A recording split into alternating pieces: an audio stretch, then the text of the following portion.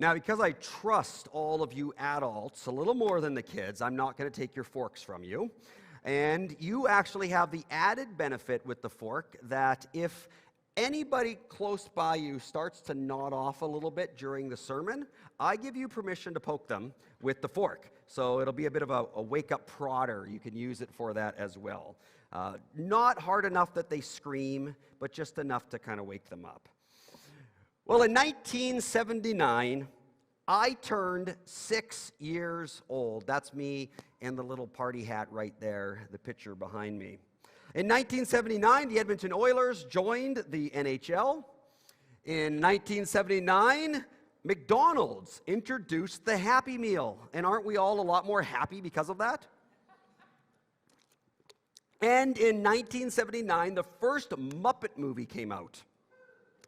And for whatever reason, there is a scene in this Muppet movie that it's a 12-second scene that somehow lodged itself in my brain. And I visualize it so many times and I see it. I thought when I saw it, I was probably 6 years old at the time. Well, I was 6 years old at the time. I thought it was so hilarious. It's probably not as hilarious anymore, as much at least. But at the time I did, and that's probably what lodged itself into my mind. And it's the fork in the road scene. Now, for those of you that don't know what I'm talking about, for those of you that maybe have not seen the fork in the road scene, it's 12 seconds long, and here it is. I want you to turn left if you come to a fork in the road. Yes, sir. Turn left at the fork in the road. Turn left. I don't believe that. Hilarious, isn't it? The fork in the road. And at that time, when I was that young too, I didn't really get it either, and I just thought the fork sticking in the road was hilarious. But life is full of forks in the road. From the moment that you wake up in the morning, from the moment that you decide which socks to put on, or like me this morning, to not put on socks at all, from the moment that you decide how you are going to dress, you are choosing. We all know the butterfly theory that people have talked about that kind of is shown in Back to the Future. And that is that if we went back in time and could redo that decision, go back in time and on a certain day put on a different pair of socks than the one that we actually did, we now know through the butterfly effect that those two pairs of or two socks, that pair of socks that we put on, would multiply itself into 4 different effects, which would then lead to 8 different effects, which would then lead to 16 different effects, affecting everything from the climate change to who the next Prime Minister of Canada is, could all be affected by the socks that you chose to wear on that particular Sunday morning. It's the butterfly effect. From the person I married to the cure of cancer could all be affected by one little micro decision that I made. And that's just getting out of bed. We face decisions like this all the time. And then you add the increased amount of knowledge that we have today, the increased amount of information, and the increased amount of choices. We all know how you can walk into an ice cream store now and pick between 100 and 150 flavors of ice cream. They've even got things like balsamic vinegar and booger-flavored ice cream. They have all kinds of choices that you can make. All of these forks, choosing a cup of coffee, one cup of coffee, now has a multiplicity of different choices added to it.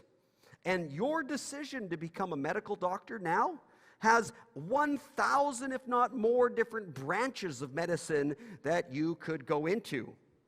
All of these forks, all of these decisions having an effect on the future of the earth and whether or not we land on the planet Mars. Depending on the cup of coffee you choose or don't choose to have this afternoon. Now, no wonder the rates of anxiety are going through the roof when we think about all of this. Phrases like having an existential crisis have become part of the everyday nomenclature of our culture. If every decision that you make has that much of a mathematical probability to it that it can affect everything else, and yet you have no way of stopping the effects, you have no way of controlling them, you have no way of knowing what they are going to be. Many people are just paralyzed in their ability to make decisions. Or they begin to think that their decisions are just absolutely meaningless because there's nothing that they can really do to knowingly make an effect on anything. And so they just decide to curl up into a little ball and crawl under their covers, with their phone, of course, not realizing that that also is a decision. And that decision that you've made could also affect everything from how many downloads Taylor Swift is going to get on her next release. Forks are not unique to our generation. They've always been there. There's always been forks in the road. And yet our inner turmoil of all of these forks is certainly a result of the affluence of our Western culture. That certainly has been something that has increased the anxiety. Something that people with luxury only have the opportunity to really experience the anxiety over. I mean, most people throughout the history of the world, and even many places today in the world, most people in most societies are just too busy working, too busy feeding their family, raising their family, to worry about the meaning of work and feeding their family and raising their family. They also have to deal with forks on a daily basis, but they just use forks to eat food, not worry about the meaning behind the food that they're eating as it gets cold while they're thinking about it. This morning, we're going to look at Psalm 1, the psalm that opens up the whole Psalter, and it's a psalm with a fork right in the middle of it. It's almost as if this was done on purpose. It's almost like the psalmist, as he's beginning this collection of songs, is asking us right in the introductory song, what path are you going to choose? What path are you going to follow? Because the path that you choose to follow will affect the next 149 prayers and the way they impact your life, depending on what you decide right in Psalm 1. Psalm 1 shows us two ways. We're on a road, we're on a pathway, and then we come to Psalm 1, and Psalm 1 branches in two ways and says, stop, before you read any further this collection, which path are you going to go down? Celeste already read it once, but it's short enough and good for us to hear things repeated. So let's hear it one more time. Psalm 1. And now you can think about it as you are hearing these words with the decision, with the fork, with the two paths in mind. Here's what it says. Oh, the joys of those who do not follow the advice of the wicked, or stand around with sinners, or join in with mockers. But they delight in the law of the Lord, meditating on it day and night. They are like trees planted along the riverbank, bearing fruit each season. Their leaves never wither, and they prosper in all they do. But not the wicked. They are like worthless chaff, scattered by the wind. They will be condemned at the time of judgment. Sinners will have no place among the godly. For the Lord watches over the path of the godly, but the path of the wicked leads to destruction. This fork, these paths, are two vastly different paths, much more vastly different than whether or not I choose to wear blue socks or red socks in the morning. In fact, it even says one of the paths leads to destruction when one of the paths leads to joy. So there's a fork in the road. One, the way of righteous, the other, the way of the wicked. Which will you choose? Now, it seems like this would be an obvious choice for people, but it is not so easy. And walking down one of these paths is not the only way to go down them. And that's what makes it not always as easy as we think the decision is. Because walking isn't the only description the psalm gives for the way to go down these paths. It also says that you could be standing in one of the paths. It even goes on to say you could be sitting in one of the paths. Walking, standing, sitting. It gives us a few different postures. You can walk, stand, or sit in one of these two ways. You can walk the steps of the wicked.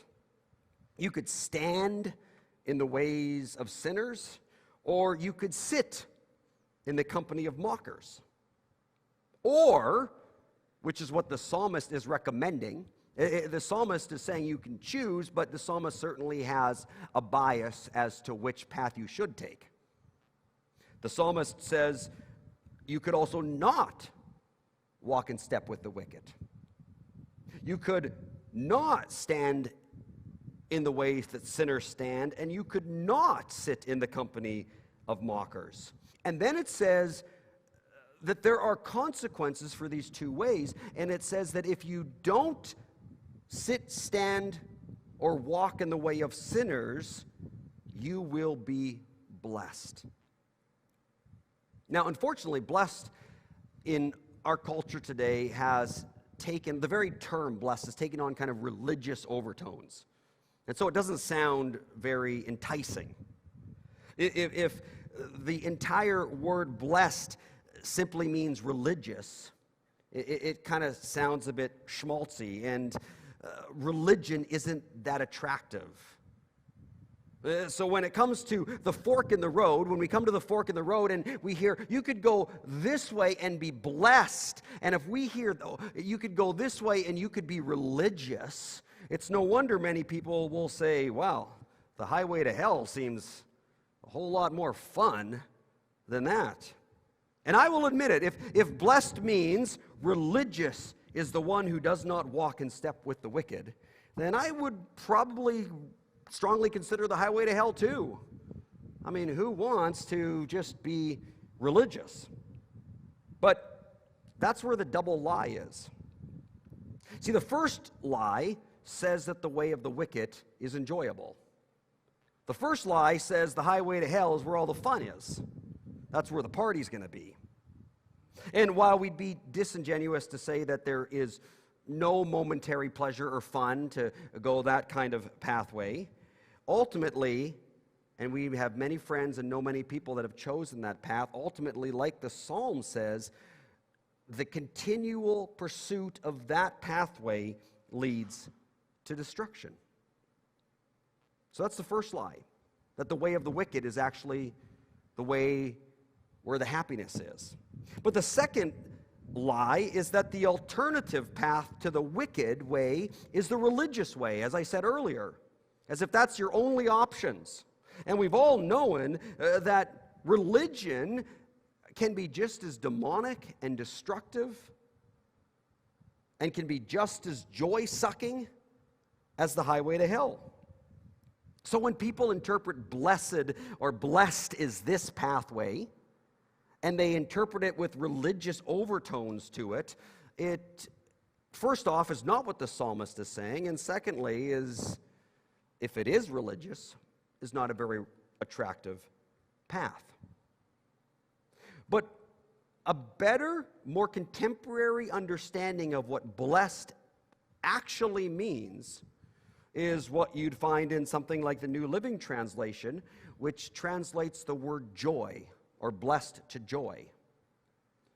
Oh, the joy of those who do not walk, stand, or sit in the path of the wicked.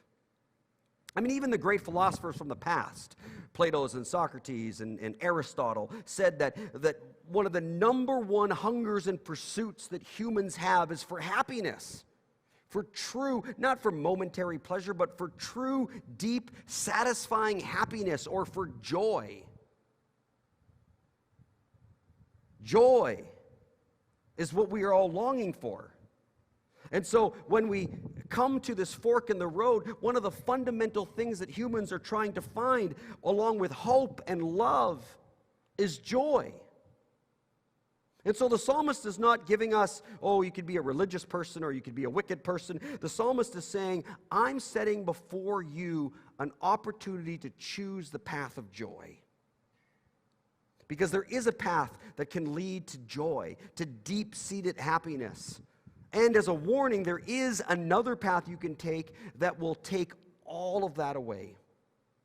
It will lead to nothing but misery.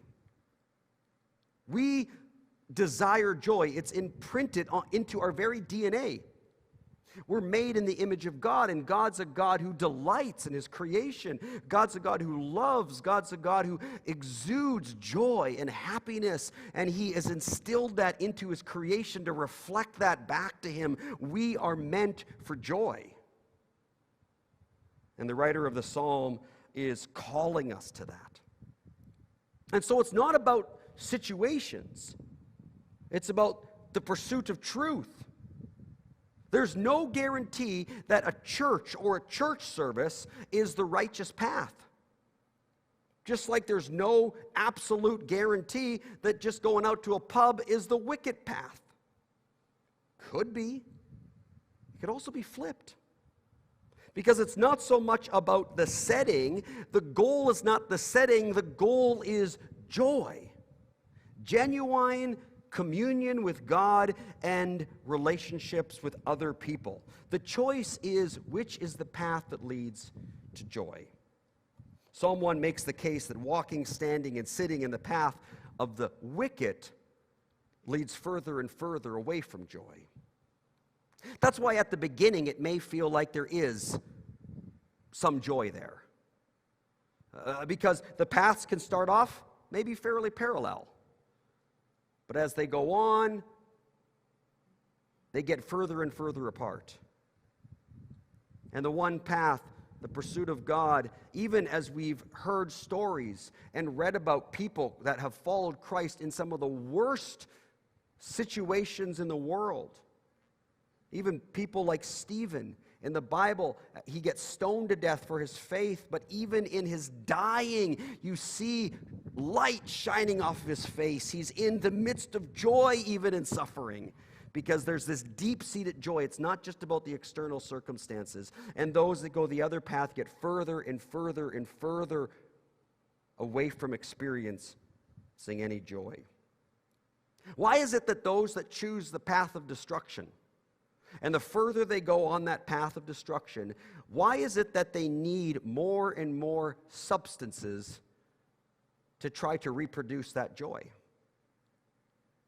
Alcohol, drugs, other type of things. Why do they need those substances? And they need them more and more because they keep wearing off, and then they need more and more of them to try to get the same hit of temporary joy. Why is it? It's because that path does not have joy in itself in it. So they have to somehow medicate themselves on the path of destruction to try to find the joy. But it eventually leads to further and further problems. It's the trajectory of addiction. It's the trajectory that destroys lives when we try to find joy in things that cannot give us joy. When we try to find joy in substances that only take joy away. Which is why Psalm 1 ends by saying, the highway to hell, it leads to destruction. Whereas the other one brings us joy. Already 500 years ago, the reformer Martin Luther, in just one of his table talks, sitting around and hanging out with people from his church, which had different people recording things, he said, once said that young people should avoid sadness and solitude. Joy is as necessary to youth as eating and drinking are necessary for the body. And then he gives very practical advice. He says, drinking, bouts, drunkenness, and love affairs do not feed the heart with joy. Rather, they make the soul sad.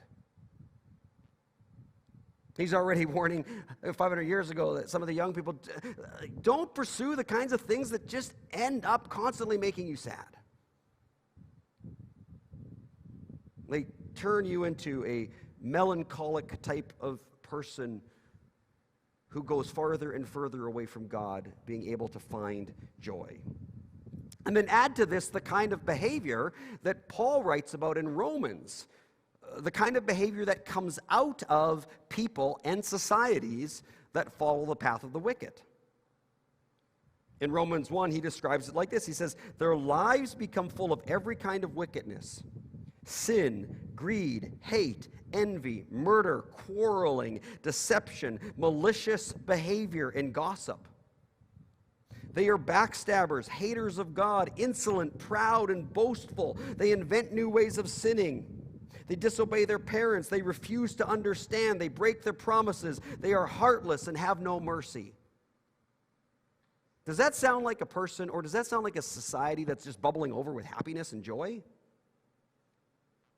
That's what the path of wickedness brings. That is not a society or a party or a family or even a church that's going to survive. That kind of society will devour itself. It'll cannibalize itself. Everybody's just out for themselves, just trying to get their own pleasure at everyone else's expense. It's anarchy. It's the way of destruction, which is why Psalm 1 ends that way. He's saying that this is not the way that God, as sometimes we have imagined in our mind, God just doesn't want us to have fun. And so as soon as he sees us having fun, he intervenes to make sure it's not fun. What the psalm is saying is that God is actually much more standoffish than that. The psalmist is actually saying that this is the natural consequences. God simply allows us to choose which path to take. And God doesn't even so much intervene. God just simply says, this is the natural laws of the universe that I've created. Traveling this path will naturally lead to destruction. Traveling this other path will naturally lead to life, because that's how I have made it. And that's what Romans also says. It doesn't say God intervened and made sure that the people on the path of wickedness had no fun. It says God abandoned them to do whatever shameful things their hearts desired. Isn't that interesting? God actually gives us what we want. God actually allows us to have the consequences of our own choices. If we want to rebel against God, if we want to choose against God, the Bible actually says God will let us. He'll abandon us. Is it fine? Go that way. If you want to go that way, you can go that way. It says it again, God abandoned them to their foolish thinking, and he let them do the things that should never be done. Once again, God's very much standing back and saying, I'm giving you every warning possible. But at the end of the day, you can make the decision. But there are natural consequences to your decisions, as it says in Romans, and here's the consequences: they suffered within themselves the penalty they deserved. So it wasn't so much that God actively punished them, it was that the punishment came naturally as the consequences of the decisions they made. Their own behavior, their own path became its own punishment. Instead of finding joy, they discovered emptiness. Instead of finding happiness, they found sadness. Instead of contentment and peace, they found anxiety. Instead of having a meaning and a purpose in life, they found everything meaningless. Instead of being a person who helps others, they become people who self-harm. Unfortunately, we all know people like this. It's particularly hard when we see it in our own children. Making decisions that we see are leading to destruction. Because we know that there's only so much we can do. In many ways, like God, we even have to stand back and abandon them to their own decisions. If we try to intervene, especially when our kids are 2 or 3 years old, there's a lot more intervention you can do then. You could even put special things on doorknobs and door handles and lock things down and all that so that they don't hurt themselves. And that's what you should do when kids are that age. But when they're 22, you no longer can put things on your door handles and lock things down.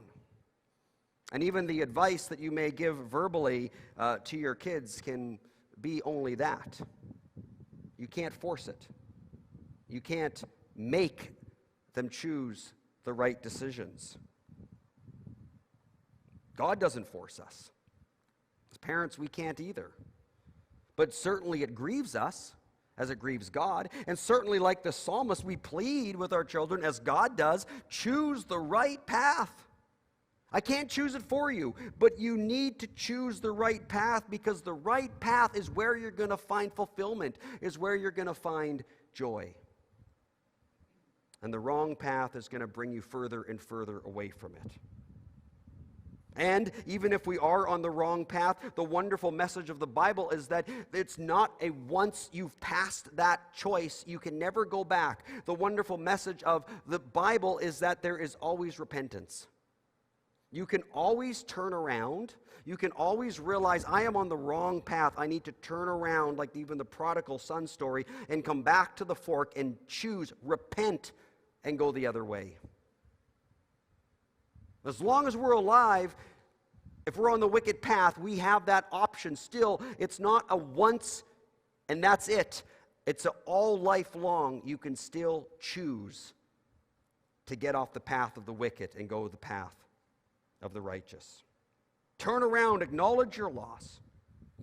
Don't let pride, don't let embarrassment of what other people might think stop you.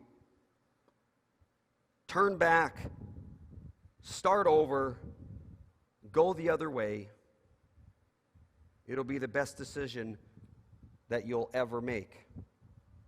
The opposite is death, destruction. It's a highway to hell. Notice in the psalm, all the imagery of the righteous path is alive imagery, in opposite with destruction. What it says about the other path. The poet paints nature, and paints nature as alive and abundant, as representing the alive and abundant, joyful path of the righteous. It says, those who choose the path of the righteous are like trees planted by streams of water. Both of these images show abundant life. Trees planted by water are obviously going to be well nourished and are going to be healthy. And it's a stream of water. It's not a pool of stagnant, gross, mosquito-infested water. It's running water, fresh water. It's alive water, moving. The poet also describes those on the righteous path as fruit in season. Not just fruit, but fruit in season, meaning fruit at the height of its richness and abundance and flavor. And as a leaf that doesn't wither. Now, how is it possible for a leaf to not wither? Well, for a leaf to not wither, it has to still be on the tree. As soon as the leaf is off the tree, it may be beautiful for a time, but it is going to wither. The whole idea here then too is that we need to, if we're going to be like a leaf that doesn't wither, we need to stay connected to the source of life. We need to stay connected to the tree, and the tree is connected to the stream. Jesus talked about this. You abide in me. I am the vine, you are the branches. You need to stay connected to me. That's where the life source comes from. In fact, you could put all of these together and into one image. And it's just an image full of life. Water and trees and rich fruit. The psalmist is saying this is just a picture of what the life that follows the author of life is like. It's nourished, it's tall, it's strong, it's healthy, it's not withering, it's bright, it's ripe, it's delicious. And then in contrast with all this imagery, he says the path of the wicked are like worthless chaff scattered by the wind. I mean, look at that picture. If I was in the midst of that, I wouldn't even be able to breathe. All my allergies would start to hit me. It's the picture of death. I mean, they're getting rid of all the chaff. That is just a picture of choking, not being able to breathe, death, heat, desert, horribleness. That's a contrast. And he's calling us and saying, choose the rich, abundant life, not the path of death. So we face forks every day. As soon as we wake up and choose which cereal to eat, we're facing a fork. Although in that case, I would recommend a spoon. The problem as to why all these forks are causing a massive mental breakdown in our society is because we've shoved God aside as one of the, or I would say the, option that we should be pursuing. In fact, like the modern fork, it's not just 2 prongs. We've got 4 prongs, but we could add all 100-pronged fork. There's so many choices. And so many of us today don't even see one of the choices as the path of God. We don't even see that as one of the options. We've taken out of the equation the only option that can truly give us satisfaction and joy. And we're trying to find it in all these other options, which are only temporary and ultimately will lead to emptiness. I can't think of a better way for a society to go insane than to think that this life now, and that's it, is all that matters, and that at the end, it doesn't even matter. Even in our depressive states, when we have a low view of ourselves, we're still obsessing about ourselves and what matters and it doesn't matter, and we're completely self-absorbed in trying to find meaning in what looks like a completely meaningless universe. And whether you think too highly of yourself or think too lowly of yourself, you're still consumed about thinking of yourself. And to counter this problem is not to somehow alter a good balance in self-esteem. The counter is to stop thinking about yourself. When Jesus was confronted and was asked, what is the greatest commandment? Or what is the meaning of life? What is the thing that gives us purpose? What is it all about? Jesus said, it's to love God and to love others. It's an other-oriented way of living. That's the path of the righteous. If you feel that every single time you wake up in the morning, the pair of socks that you put on could determine the course of the universe, you are going to become the biggest narcissist that ever lived, or you're going to be crushed by the anxiety of that pressure. Instead, choosing the path of the righteous is to recognize that someone else runs this universe. And that, yes, your decisions, and even little decisions like the socks that you end up wearing, have effects on decisions and all that, but at the end of the day, you can be in peace because God's in control of it all. God runs the universe. Nothing can happen outside of God's sovereignty. So put on your socks and relax. Do your job, go to school, get married or stay single, have kids or don't have kids, tell others about Jesus, and leave the results up to God. Because the one who is the righteous path said to all of those who choose the righteous path these words in his Sermon on the Mount. Don't worry about these things. Don't worry about these things like what will we eat, what will we drink, what will we wear. These dominate the thoughts of unbelievers. These become forks in the road for the unbelievers. Oh, what am I supposed to wear? What am I supposed to do? How am I supposed to spend my money? How am I supposed to fit into society? How am I going to be looked at by my peers? Jesus says, don't worry about these things. They dominate the thoughts of unbelievers. Your heavenly Father already knows what you need. And then Jesus simplifies the whole thing. You've got 100 prongs on your fork. Seek first the kingdom of God above everything else, and live righteously, and he will give you everything you need.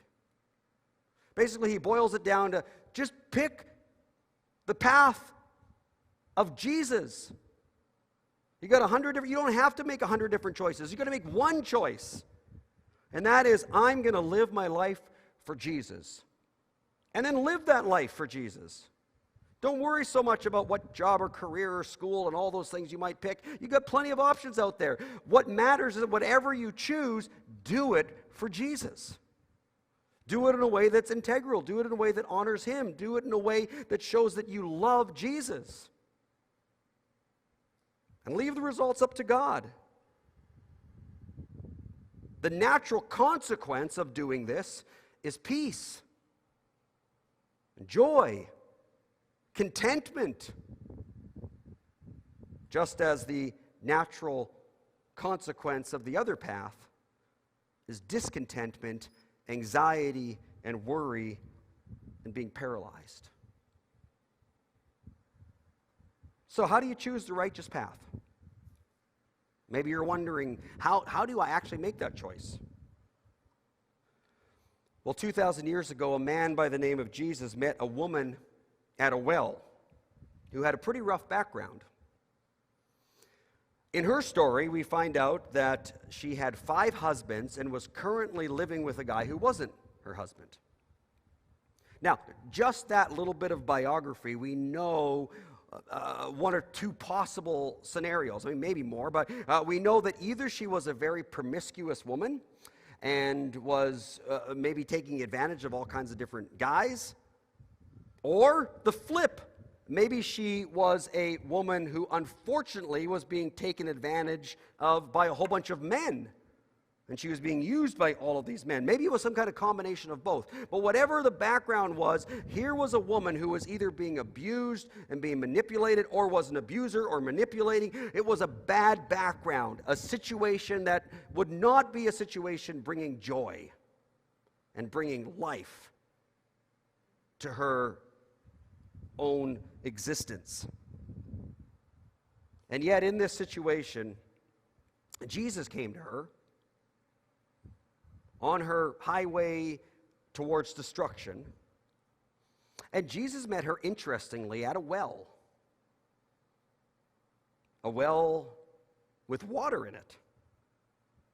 And using this water as imagery to talk to this woman, and also probably maybe drawing on some of the imagery of water and richness and abundance from Psalm 1, Jesus said to her, if you only knew the gift God has for you, if you only knew, your life is not full of joy. If you only knew the gift God has for you and who you are speaking to, if you knew that, you would be asking me and I would give you living water. Anyone who drinks the water from this well is going to be thirsty again. Anyone who drinks from all the different wells that this world has to offer is simply going to have to come by and get more water, because it never fully satisfies. But those who drink the water I give them will never be thirsty again. It becomes a fresh, bubbling spring within them, giving them eternal life. Jesus is saying, I am the way. I am the joy. I am the path. See, it's not so much about choosing the way of Jesus and saying, okay, well, Jesus chose this path. I'm going to try to live like Jesus and try to follow that path as well. No, it's realizing that Jesus is the path.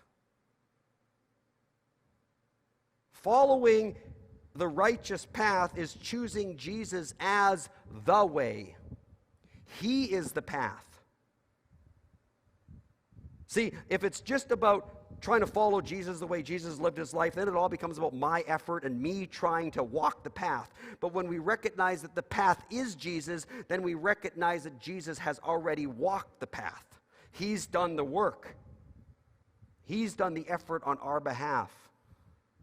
I'm just joining him. That's where joy is found. Choosing Jesus is not simply like choosing a multiple choice answer on a test. Choosing Jesus as a path is more like how you pick a spouse. It's not just, is it A or B? When you pick a spouse or pick a friend, it's, I'm throwing everything into this. That's how you choose Jesus. It's a choice of love, desire, hunger. And this is what we see with the woman's response. When Jesus said this, she said, "Please, sir, give me this water. Give me this water." As in the words of Psalm 1, she was desiring joy, delight. The one who chooses the path of Jesus is the one who delights in the Lord. Jesus, give me this water. She's longing for love. The psalmist says they meditate on it day and night. A great book that was just put out about a year or so, picking up on one of the great theologians of the church, Augustine. Augustine, in his day, was prone to remind his congregation that what we love most is who we become. What we desire most is what we become like. Contemporary theologian James K.A. Smith, in his book that he just came out with, is reminding us this, even with the title of the book, You Are What You Love. You are what you love. You become what you love. How do you choose the path of the righteous? How do you choose the path of Jesus? As you begin to fall in love with Jesus. The more you fall in love with Jesus, the more you get to know Jesus, the more you spend time with Jesus in the Gospels and in good, healthy church communities and living out a life of loving God and loving others, the more you love Jesus, the more you become like Jesus, which is the way of joy. It's the way of ultimate meaning. C.S. Lewis also reminded us of this. He says, we often choose the path of the wicked not because our desires are too strong, but because our desires are too weak. Because we are too easily satisfied with temporary things until these things eventually erode our life and we become dependent on them towards our destruction. Lewis, too, reminded us we need to up our desires. We need to desire that which can only satisfy. We have a desire for joy, and we need to pursue that desire and realize that it can only be fulfilled in Christ. As Jesus promised, anyone who believes in me may come and drink. For the scriptures declare, rivers of living water will flow from his heart. So there's a fork in the road and two paths that we can take. And God's called us right from the beginning, right from the time in Eden. You can choose me, or you can eat from this tree, you can die. Or as he said through Moses to the people then, this day I call heaven and earth as a witness against you that I have set before you two paths. I have set before you life and death. I've set before you blessings and curses. And then God, speaking through Moses, said, now choose life so that you and your children may live. That's the choice we all face, from the dawn of time to the time of Moses, to the psalmists, Jesus, to today. God set before us life and death. He lets us choose, but he begs us, choose life. Choose my resurrected Son, who is the life, because it's only there you'll find joy. Let's pray. Lord Jesus, we thank you that you didn't just abandon us on the road to destruction. You let us choose that path, and you let us stay on it if we decide. But you gave us a chance. Even after making a wrong choice, you've given us a chance through Jesus to be able to turn back, to repent, to turn around and say, I want to follow Jesus. I want to follow the path that gives life. So Jesus, I pray that we will all be a people here. I pray for each and every individual here this morning, maybe some that this is really speaking to them and they realize that they are not on the right path.